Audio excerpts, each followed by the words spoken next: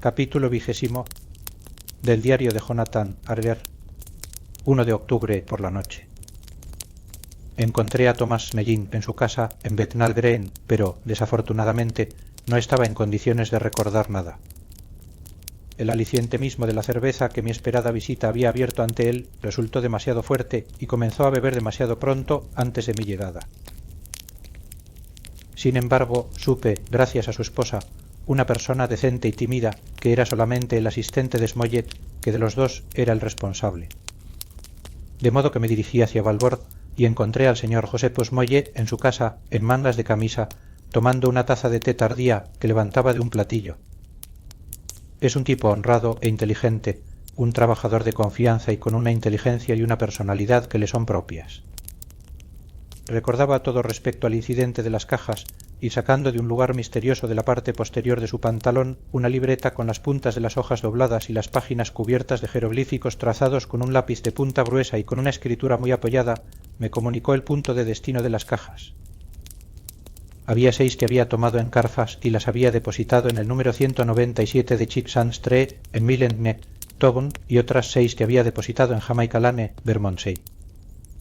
En el caso de que el conde deseara distribuir sus fantasmales refugios por todo Londres, esos lugares habrían sido escogidos como punto de partida, de tal modo que a continuación pudiera distribuir completamente las cajas. El modo sistemático en que todo aquello estaba siendo llevado a cabo me hizo pensar que eso no podría significar que el monstruo deseaba confinarse en 2 lugares de Londres. Estaba situado ya en la parte este de la ribera norte, al este de la costa sur y al sur de la ciudad.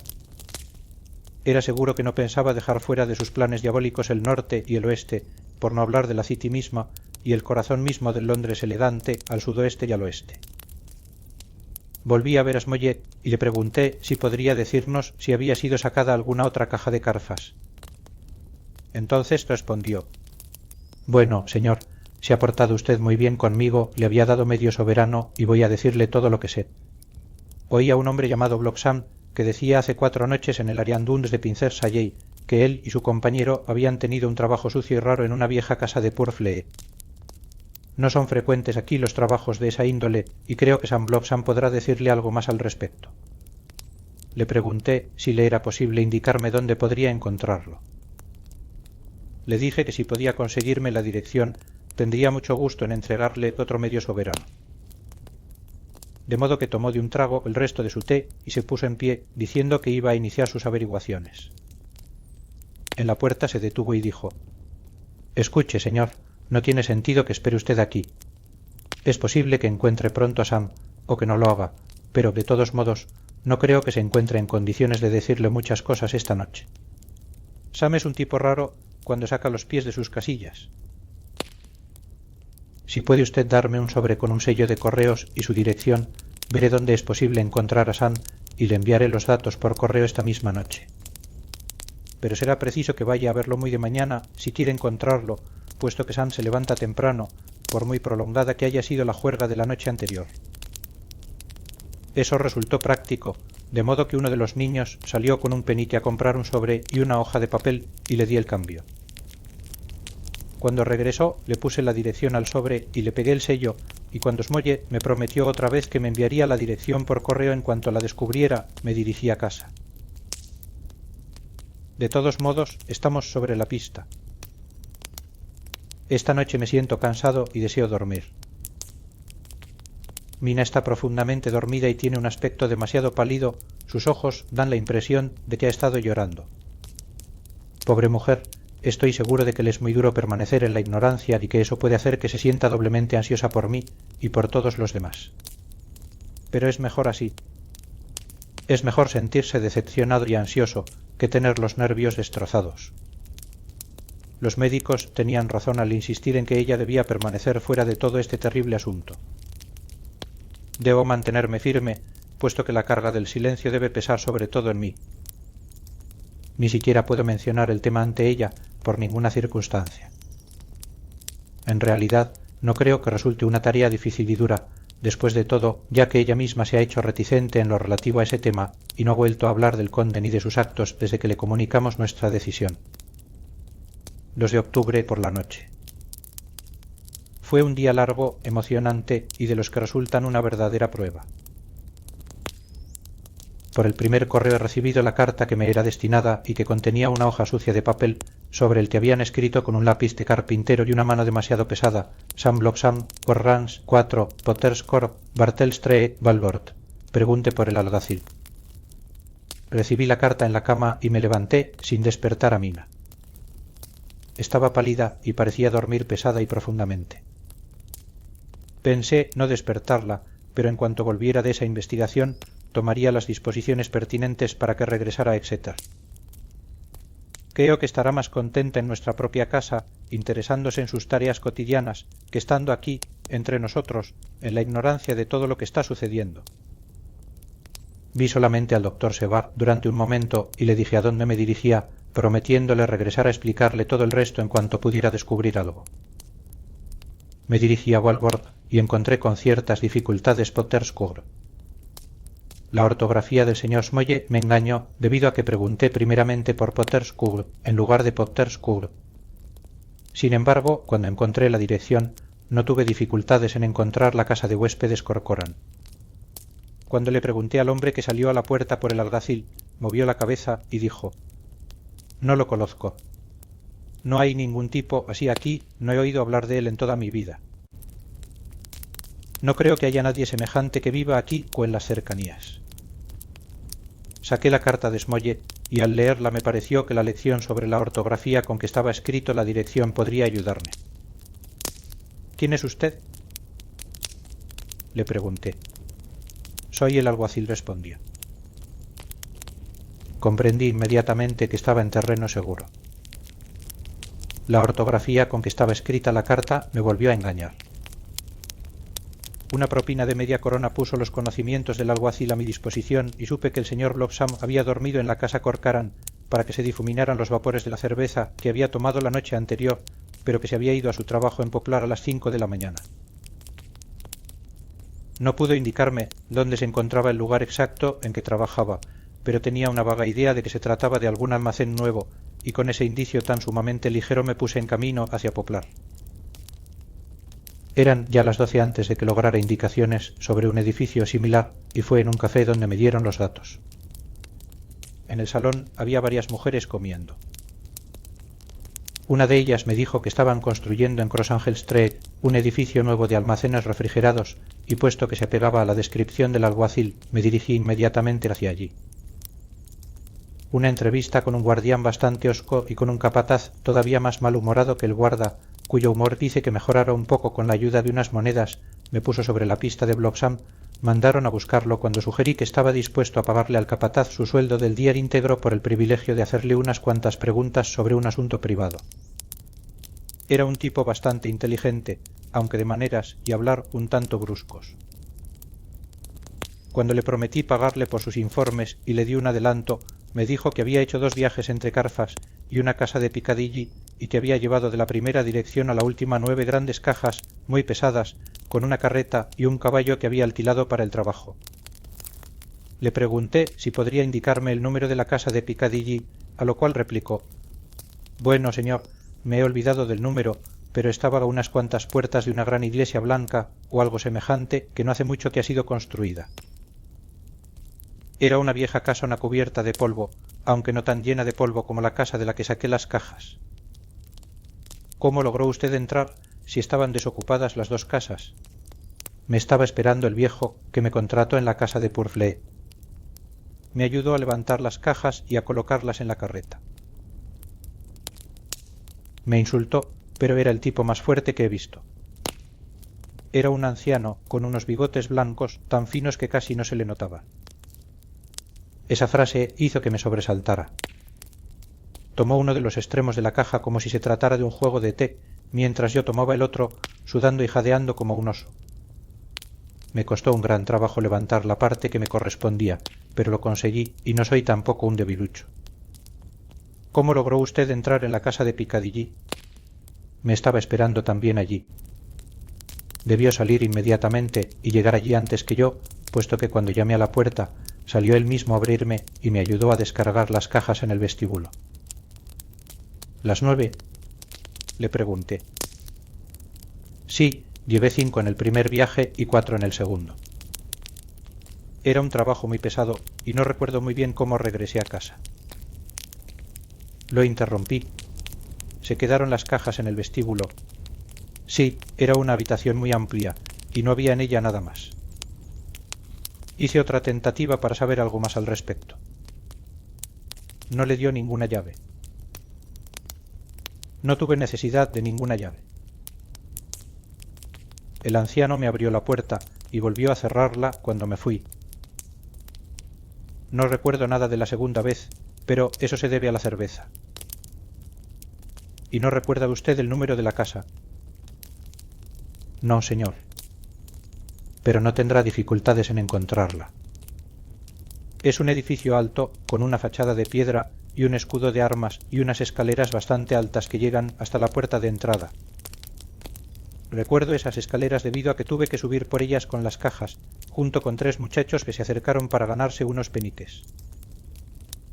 El viejo les dio chelines y como vieron que les había dado mucho, quisieron más todavía, pero el anciano agarró a uno de ellos por el hombro y poco faltó para que lo echara por las escaleras. Entonces todos ellos se fueron insultándolo.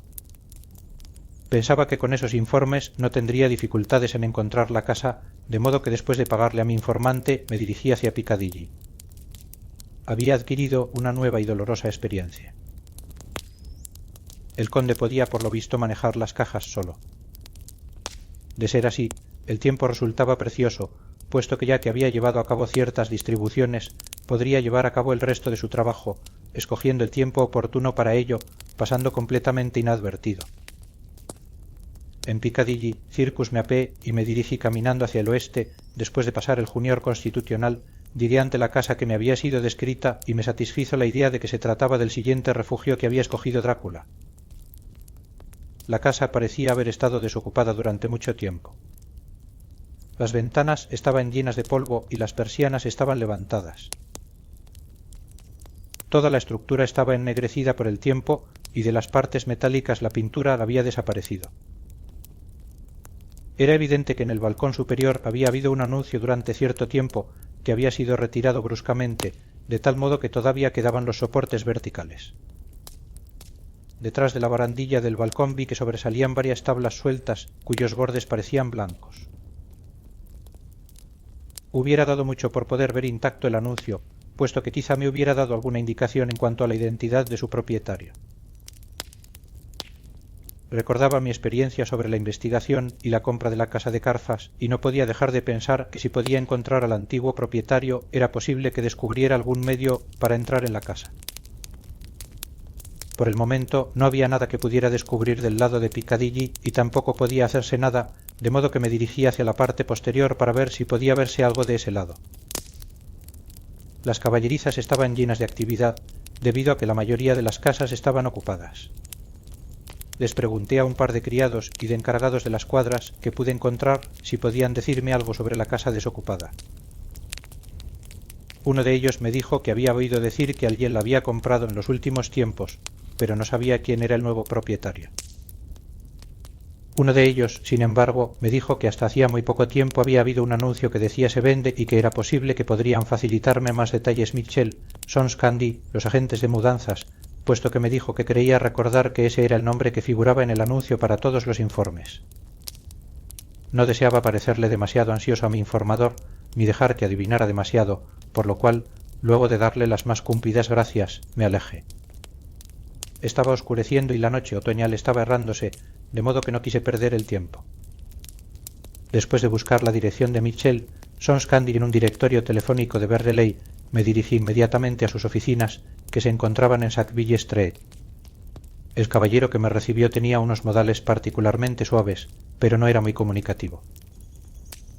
Después de decirme que la casa de Piccadilly, que en nuestra conversación llamó mansión, había sido vendida, consideró que mi interés debía concluir allí. Cuando le pregunté quién la había comprado, abrió los ojos demasiado y guardó silencio un momento antes de responder. «Está vendida, señor». Excusé, me dije, con la misma cortesía, pero tengo razones especiales para desear saber quién adquirió ese edificio. Volvió a hacer una pausa bastante prolongada y alzó las cejas todavía más. «Está vendida», señor, volvió a decir, lacónicamente. Supongo que no le importará darme esa información, insistí. Pero por supuesto que me importa. Respondía. Los asuntos de nuestros clientes son absolutamente confidenciales en manos de Michel Sonscandy. Estaba claro que se trataba de un pedante de la peor especie y que no merecía la pena discutir con él. Pensé que sería mejor enfrentarme a él en su propio terreno y le dije: sus clientes, señor, tienen suerte de tener un guardián tan resuelto de sus confidencias. Yo mismo soy un profesional, al decir esto le tendí mi tarjeta. En este caso no estoy interesado en este asunto por curiosidad, actuó por parte de Lord Godalming, que desea saber algo sobre la propiedad que creía que hasta últimas fechas se encontraba en venta. Esas palabras hicieron que las cosas tomaran otro cariz. Me gustaría darle a usted esos informes si los tuviera, señor Harker, y especialmente me gustaría servir a su cliente. En cierta ocasión llevamos a cabo unas transacciones para él sobre el alquiler de unas habitaciones cuando era el honorable Arturo Olmugó. Si puede usted darme la dirección de su señoría, tendré mucho gusto en consultar a la casa sobre el sujeto y en todo caso me comunicaría con su señoría por medio del correo de esta misma noche. Será un placer el facilitarle esos informes a su señoría si es que podemos apartarnos en este caso de las reglas de conducta de esta casa. Deseaba hacerme una amistad, no buscarme un enemigo, de modo que le di las gracias, le entregué la dirección de la casa del doctor Sevard y me fui. Era ya de noche y me sentía cansado y hambriento. Tomé una taza de té en la Erated Bread Company y regresé a Purfleet en tren. Encontré a todos los otros en la casa. Mina tenía aspecto pálido y cansado, pero hizo un valeroso esfuerzo para parecer amable y animosa. Me dolía pensar que había tenido que ocultarle algo y que de ese modo la había inquietado. Gracias a Dios, sería la última noche que tendría que estar cerca sin asistir a nuestras conferencias, creyendo en cierto modo que no era merecedora de nuestra confianza. Necesité todo mi valor para mantenerla realmente alejada de todo lo relativo a nuestro horrible trabajo. Parece estar en cierto modo más hecha a la idea, o el sujeto se le ha hecho repugnante, puesto que cada vez que se hace alguna alusión accidental a ese tema, se estremece verdaderamente. Me alegro de que hayamos tomado nuestra resolución a tiempo, puesto que con sentimientos semejantes, nuestros conocimientos cada vez mayores serían una verdadera tortura para ella. No podía hablarles a los demás de los descubrimientos que había efectuado durante el día en tanto no estuviéramos solos. Así, después de la cena y de un pequeño intermedio musical que sirvió para guardar las apariencias, incluso para nosotros mismos, conduje a Mina a su habitación y la dejé que se acostara. Mi adorable esposa fue más cariñosa conmigo que nunca y me abrazó como si deseara retenerme, pero había mucho de qué hablar y tuve que dejarla sola. Gracias a Dios, el haber dejado de contarnos todas las cosas no había hecho que cambiaran las cosas entre nosotros. Cuando bajé otra vez encontré a todos sentados en torno al fuego en el estudio. En el tren había escrito en mi diario todo lo relativo a mis descubrimientos del día y me limité a leerles lo que había escrito como el mejor medio posible en que pudieran enterarse de los informes que había obtenido. Cuando terminé, Van Helsing dijo: «Ha tenido usted un magnífico día de trabajo, amigo Jonathan. Indudablemente estamos sobre la pista de las cajas que faltan. Si encontramos todas en esa casa, entonces nuestro trabajo se acerca a su final. Pero si falta todavía alguna de ellas, tendremos que buscarla hasta que la encontremos. Entonces daremos el golpe final y haremos que el monstruo muera verdaderamente». Permanecimos todos sentados en silencio y de pronto el señor Morris dijo: «Diga, ¿cómo vamos a poder entrar a esa casa?» «Lo mismo que como lo hicimos en la otra», dijo Lord Godalming rápidamente.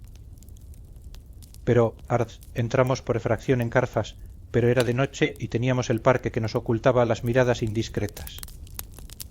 Sería algo muy diferente el cometer ese delito en Piccadilly, tanto de noche como de día. Confieso que no veo cómo vamos a poder entrar, a no ser que ese pedante de la agencia inmobiliaria nos consiga alguna llave». Lord Godalming frunció el ceño, se puso en pie y se paseó por la habitación. De pronto se detuvo y dijo, volviéndose hacia nosotros y mirándonos uno por uno: «Kinsey tiene razón. Este asunto de las entradas por efracción se hace muy serio. Nos salió muy bien una vez pero el trabajo que tenemos ahora entre manos es muy diferente a menos que encontremos el llavero del conde. Como no podíamos hacer nada antes de la mañana y como era aconsejable que Lord Godalming esperara hasta recibir la comunicación de Miss Chelles, decidimos no dar ningún paso hasta la hora del desayuno. Durante un buen rato permanecimos sentados, fumando, discutiendo todas las facetas del asunto, visto desde diferentes ángulos. Aproveché la oportunidad de completar este diario y ponerlo al corriente hasta este preciso instante. Tengo mucho sueño y debo ir a acostarme. Solo una línea más. Mina duerme profundamente y su respiración es regular. Tiene la frente surcada de pequeñas arrugas, como si incluso dormida estuviera pensando. Está todavía muy pálida, pero no tan macilenta como esta mañana. Mañana espero que podremos poner fin a todo esto. Se irá a nuestra casa de Exeter. Oh, ¿qué sueño tengo? Del diario del doctor Seward, 1 de octubre. Estoy absolutamente asombrado por lo de Renfield. Sus saltos de humor son tan repentinos que tengo dificultades para poder registrarlos y adaptarme a ellos, y como siempre tienen un significado que va más allá de su propio bienestar, forman un estudio más que interesante. Esta mañana, cuando fui a verlo, después de que hubo rechazado a Van Helsing, sus modales eran los de un hombre que estaba dirigiendo al destino. En efecto, estaba dándole órdenes al destino subjetivamente. No se preocupaba en absoluto por ninguna de las cosas terrenales, estaba en las nubes y miraba desde su atalaya a todas las flaquezas y deseos de nosotros, los pobres mortales. Decidí aprovecharme de la ocasión y aprender algo, de modo que le pregunté: ¿qué me dice usted de las moscas en estos últimos tiempos? Me sonrió con aire muy superior, con una sonrisa como la que hubiera podido aparecer en el rostro de Malvolio, antes de responderme: la mosca, mi querido señor, tiene una característica sorprendente. Sus alas son típicas del carácter aéreo de las facultades psíquicas. Los antiguos tuvieron razón cuando representaron el alma en forma de mariposa. Pensé agotar su analogía y dije rápidamente: «Oh, ¿está usted buscando un alma ahora?» Su locura envolvió a la razón y una expresión de asombro se extendió sobre su rostro al tiempo que, sacudiendo la cabeza con una energía que no le había visto nunca antes, dijo: «Oh, no, no. No quiero almas. Todo lo que quiero es vida». Su rostro se iluminó en ese momento. Siento una gran indiferencia sobre eso en la actualidad. La vida está muy bien, tengo toda la que necesito. Tiene que buscarse usted otro paciente, doctor, si es que desea estudiar la zoofagia. Esa salida me sorprendió un poco, por lo cual le dije: entonces usted dirige la vida, debe ser usted un dios, ¿no es así? Sonrió con una especie de superioridad, benigna e inefable. Oh, no. No entra en mis cálculos, de ninguna manera, el arrogarme los atributos de la divinidad. Ni siquiera me interesan sus actos especialmente espirituales. Si me es posible establecer cuál es mi posición intelectual, diría que estoy, en lo referente a las cosas puramente terrenales, en cierto modo en la posición que ocupaba anoche espiritualmente. Eso representaba para mí un problema difícil. No lograba recordar en ese momento cuál había sido la posición de Enoch. Por consiguiente, tuve que hacerle una pregunta simple, aunque comprendí que al hacerlo me estaba rebajando ante los ojos del lunático. ¿Y por qué se compara con Enoch? Porque andaba con Dios. No comprendí la analogía, pero no me agradaba reconocerlo, de modo que volví al tema que ya había negado. De modo que no le preocupa la vida y no quiere almas, ¿por qué? Le hice la pregunta rápidamente y con bastante sequedad, con el fin de ver si me era posible desconcertarlo. El esfuerzo dio resultado y por espacio de un instante se tranquilizó y volvió a sus antiguos modales serviles, se inclinó ante mí y me aduló servilmente al tiempo que respondía: no quiero almas. Es cierto, no quiero. No me servirían de nada si las tuviera, no tendría modo de usarlas. No podría comérmelas. Guardó silencio repentinamente y la antigua expresión de astucia volvió a extenderse sobre su rostro, como cuando un viento fuerte riza la superficie de las aguas. Escuche, doctor, en cuanto a la vida, ¿qué es después de todo?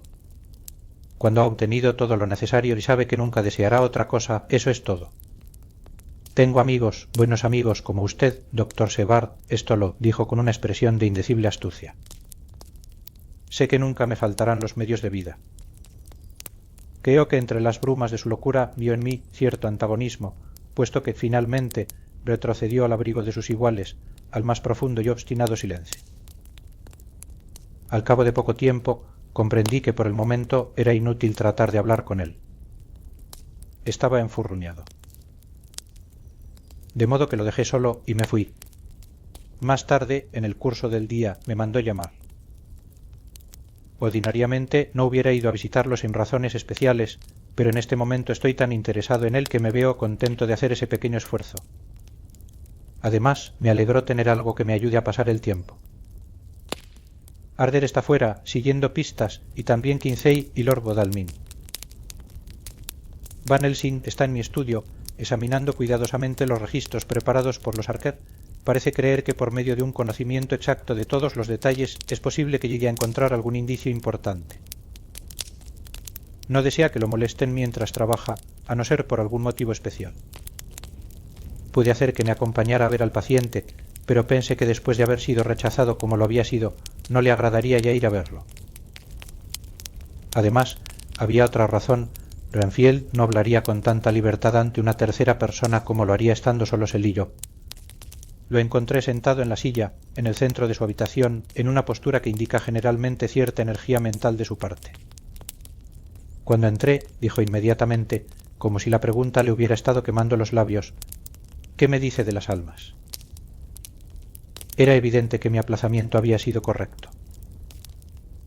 Los pensamientos inconscientes llevaban a cabo su trabajo incluso en el caso de los lunáticos. Decidí acabar con aquel asunto. ¿Qué me dice de ellas usted mismo?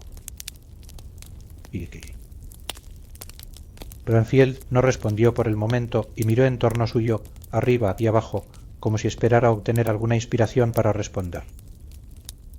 No quiero almas, dijo en tono débil y como de excusa. El asunto parecía ocupar su mente y decidí aprovecharme de ello a ser cruel solo para ser bueno. De modo que le dije: a usted le gusta la vida, quiere la vida. Oh, sí. Pero eso ya está bien. No necesita usted preocuparse por eso. Pero inquirí cómo vamos a obtener la vida sin obtener el alma al mismo tiempo. Eso pareció sorprenderlo, de modo que desarrollé la idea. Pasará usted un tiempo muy divertido cuando salga de aquí, con las almas de todas las moscas, arañas, pájaros y datos, zumbando, retorciéndose y maullando en torno suyo. Les ha quitado usted las vidas y debe saber qué hacer con sus almas. Algo pareció afectar su imaginación, ya que se cubrió los oídos con los dedos y cerró los ojos, apretándolos con fuerza como lo hace un niño cuando le están lavando la cara con jabón. Había algo patético en él que me emocionó. Asimismo, recibí una lección, puesto que me parecía que había un niño frente a mí, solamente un niño, aunque sus rasgos faciales reflejaban el cansancio y la barba que aparecía sobre sus mejillas era blanca. Era evidente que estaba sufriendo algún proceso de desarreglo mental y sabiendo cómo sus estados anímicos anteriores parecían haber interpretado cosas que eran aparentemente extrañas para él, creí conveniente introducirme en sus pensamientos tanto como fuera posible, para acompañarlo. El primer paso era el de volver a ganarme su confianza, de modo que le pregunté, hablando con mucha fuerza para que pudiera oírme, a pesar de que tenía los oídos cubiertos: ¿quiere usted un poco de azúcar para volver a traer a sus moscas? Pareció despertarse de pronto y movió la cabeza. Con una carcajada dijo: no, las moscas son de poca importancia, después de todo. Hizo una ligera pausa y añadió: pero, de todos modos, no quiero que sus almas me anden zumbando en los oídos. O las arañas. Continué diciendo: no quiero arañas. ¿Para qué sirven las arañas? No tienen nada para comer. O guardó silencio repentinamente, como si se acordara de algún tópico prohibido. Vaya, vaya, me dije para mis adentros. Es la segunda vez que se detiene repentinamente ante la palabra. ¿Qué significa esto? Renfield se dio cuenta de que había cometido un error, ya que se apresuró a continuar, como para distraer mi atención e impedir que me fijara en ello. No tengo ningún interés en absoluto en esos animales. ratas, ratones y otros animales semejantes, como dice Saespeare. Puede decirse que no tienen importancia. Ya he sobrepasado todas esas tonterías. Sería lo mismo que le pidiera usted a un hombre que comiera moléculas con palillos que el tratar de interesarme en los carnívoros cuando sé lo que me espera. Ya comprendo, le dije. Desea usted animales grandes en los que poder clavar sus dientes, ¿no es así? ¿Qué le parecería un elefante para su desayuno? Está usted diciendo tonterías absolutamente ridículas. Se estaba despertando mucho, de modo que me dispuse a ahondar un poco más el asunto. Me pregunto, le dije, pensativamente, a qué se parece el alma de un elefante. Obtuve el efecto que deseaba, ya que volvió a bajar de las alturas y a convertirse en un niño. No quiero el alma de un elefante ni ningún alma en absoluto. Vieja. Durante unos momentos permaneció sentado como abatido. Repentinamente se puso en pie, con los ojos brillantes y todos los signos de una gran excitación cerebral. Váyase al infierno con sus almas. Oído. ¿Por qué me molesta con sus almas? ¿Cree que no tengo ya bastante con qué preocuparme, sufrir y distraerme, sin pensar en las almas? Tenía un aspecto tan hostil que pensé que se disponía a llevar a cabo otro ataque homicida, de modo que hice sonar mi silbato. Sin embargo, en el momento en que lo hice se calmó y dijo, en tono de excusa: «Perdóneme, doctor, perdí el control. No necesita usted ayuda de ninguna especie. Estoy tan preocupado que me irrito con facilidad. Si conociera usted el problema al que tengo que enfrentarme y al que tengo que buscar una solución, me tendría lástima, me toleraría y me excusaría. Le ruego que no me metan en una camisa de fuerza. Deseo reflexionar y no puedo hacerlo cuando tengo el cuerpo atado. Estoy seguro de que usted lo comprenderá. Era evidente que tenía autodominio, de modo que cuando llegaron los asistentes les dije que podían retirarse. Rafael los observó mientras se alejaban. Cuando cerraron la puerta, dijo, con una considerable dignidad y dulzura: «Doctor Sevard, ha sido usted muy considerado conmigo. Créame que le estoy muy agradecido». Creí que sería conveniente dejarlo en ese momento y me fui. Hay desde luego algo en que pensar respecto al estado de ese hombre. Varios puntos parecen formar lo que los periodistas americanos llaman una historia, tan solo es preciso ponerlos en orden. Vamos a intentarlo. No desea mencionar la palabra beber. Teme el sentirse cargado con el alma de algo. No tiene miedo de pensar en la vida en el futuro. Desprecia todas las formas inferiores de vida, aunque teme ser atormentado por sus almas. Lógicamente, todos esos puntos indican algo. Tiene la seguridad, en cierto modo, de que llegará a adquirir cierta forma de vida superior. Teme la consecuencia, la carga de un alma. Por consiguiente, es una vida humana la que está buscando. En cuanto a la seguridad, verán Dios. El conde ha estado con él y se prepara algún otro tremendo horror. Más tarde. He ido a ver a Van Helsing después de terminar mi ronda y le he comunicado mis sospechas. Se puso muy serio y después de reflexionar en ello por un momento me pidió que lo llevara a ver a Renfield. Así lo hice. Cuando llegamos junto a la puerta de la habitación del alienado, oímos que estaba cantando en el interior con mucha alegría, como acostumbraba hacerlo en una época que parecía encontrarse ya muy atrás. Al entrar vimos que había extendido el azúcar, como acostumbraba hacerlo antes, y que las moscas, sumidas en el letargo del otoño, comenzaban ya a zumbar en la habitación. Tratamos de hacerlo hablar sobre el sujeto de nuestra conversación anterior, pero se negó a prestarnos atención. Continuó cantando, tal y como si no estuviéramos con él en absoluto. Había conseguido un pedazo de papel y lo estaba doblando al interior de una libreta de notas. Tuvimos que irnos sin haber aprendido nada nuevo. Es realmente un caso curioso. Tendremos que vigilarlo esta noche. Carta de Mitchell, Somscandy y a Lord Godalming, 1 de octubre. Su señoría, estamos siempre muy bien dispuestos a satisfacerlo en sus deseos.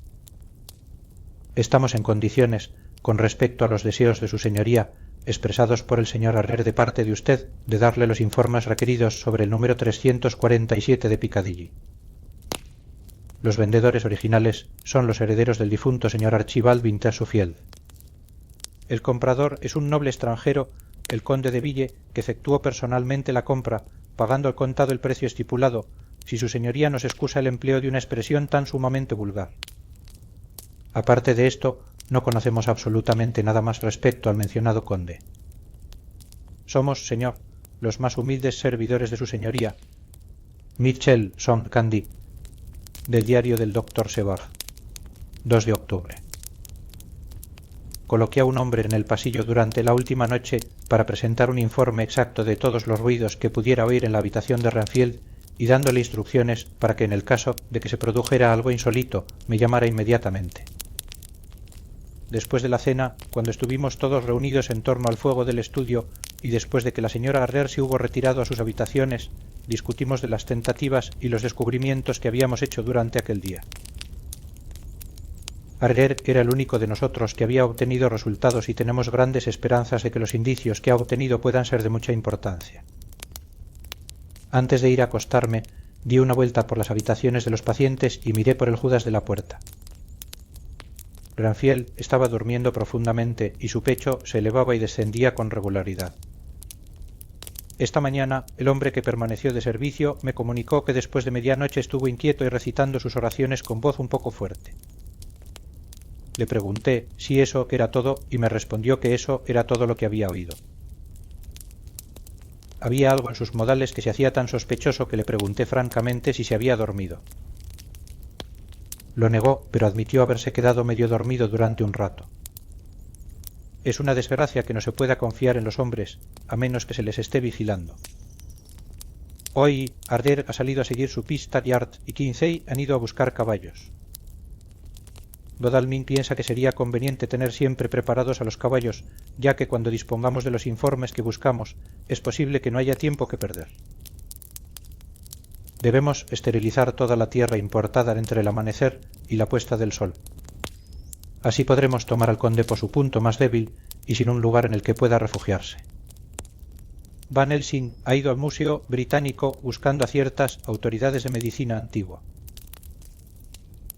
Los antiguos médicos tomaron en cuenta ciertas cosas que sus seguidores no aceptaron y el profesor está buscando curas contra los demonios y los hechizos que pueden sernos útiles más adelante. A veces pienso que debemos estar todos completamente locos y que vamos a recuperar la razón viéndonos encerrados en camisas de fuerza. Más tarde. Nos hemos reunido nuevamente. Parece que al fin estamos sobre la pista y que el trabajo de mañana puede muy bien ser el principio del fin. Me pregunto si la calma de Renfield tiene algo que ver con eso. Sus saltos de humor se han ajustado tanto a los movimientos del conde que la destrucción inminente del monstruo puede haberle sido revelada de algún modo sutil. Si pudiéramos tener alguna idea de lo que está ocurriendo en su mente, sobre todo entre el momento en que estuve conversando con él y el instante en que volvió a dedicarse a la caza de moscas, podría considerarlo como una pista valiosa. Aparentemente iba a estar tranquilo durante una temporada, será cierto. Ese grito horrible parece proceder de su habitación. El asistente entró precipitadamente en mi habitación y me dijo que de alguna forma Renfield había tenido un accidente. Había oído su grito y cuando acudió a su habitación lo encontró desplumado en el suelo, boca abajo y todo cubierto de sangre. Debo ir a verlo inmediatamente,